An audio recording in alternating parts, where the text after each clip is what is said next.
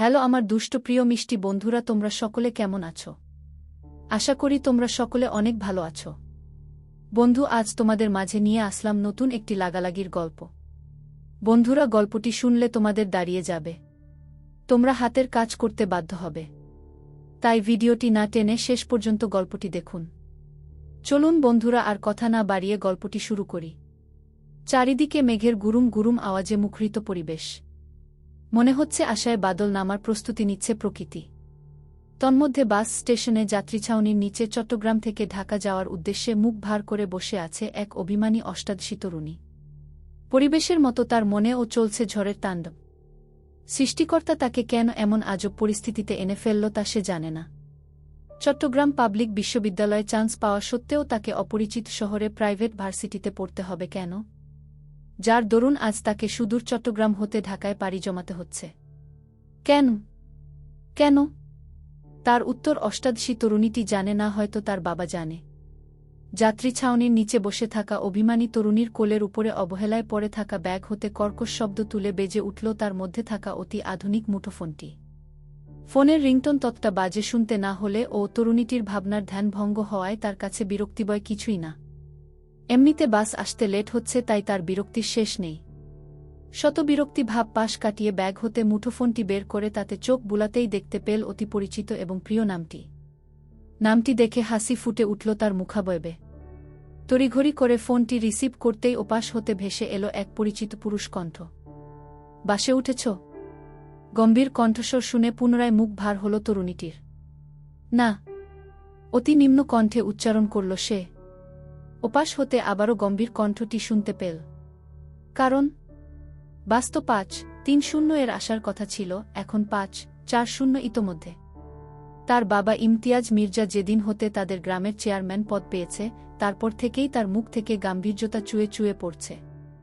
সারাক্ষণ চিন্তায় মগ্ন থাকে তার বাবা ইমতিয়াজ মির্জার কোপলখানা।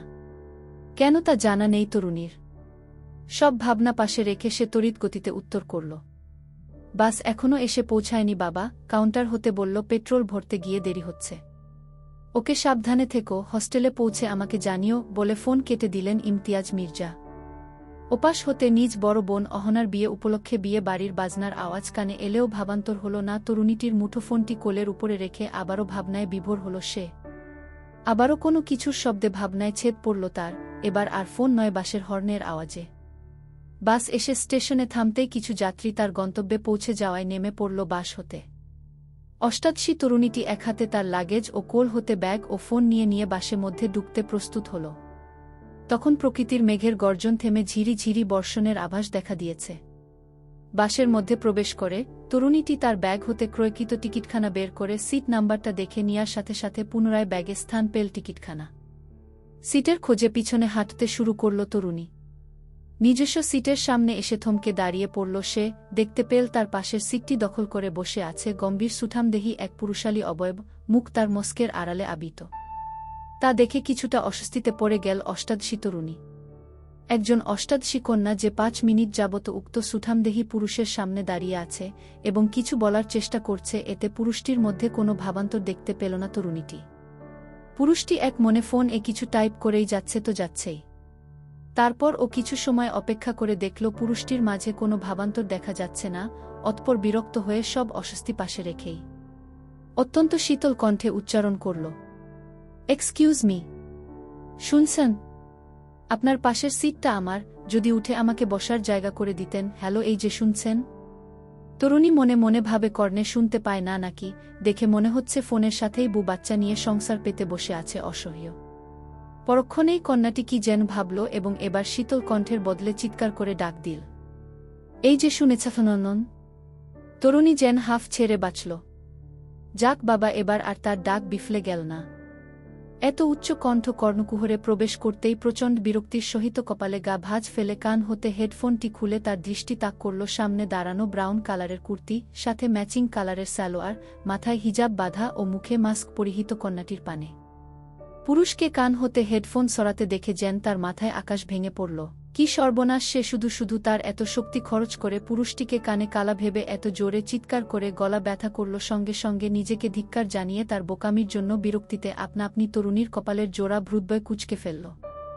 তার চোখের সামনে হেডফোন কানে দেওয়া ছিল আর সে খেয়াল করল না। এতক্ষণে তার খেয়াল হল তার সামনে বসা পুরুষালী অবয়বটি তার দিকে অদ্ভুত বিরক্তির চোখে তার দিকে তাকিয়ে আছে, মুখে মাস্ক পরিহিত থাকায় পুরুষটির মুখের ভাবমূর্তি বুঝতে পারল না তরুণী।